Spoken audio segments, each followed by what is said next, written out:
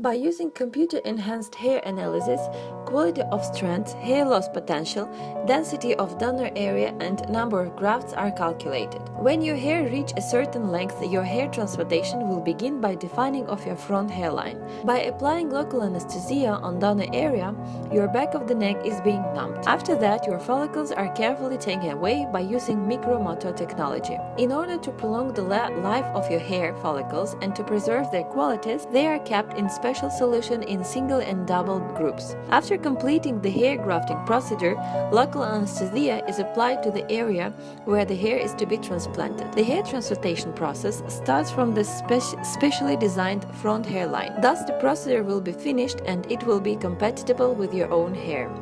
During the 5 to 6 days after hair transplantation, the crusting and spillage of the crusts may take place, and within 15 to 21 days, the transition shock period will continue. After the 3rd month, you can see that your new hair begin to come out. In the 6th month, you can see that your hair growth has increased in 60 and 70%. In the 12th month, your hair will take its last state, and you can enjoy your 90% of your new hair.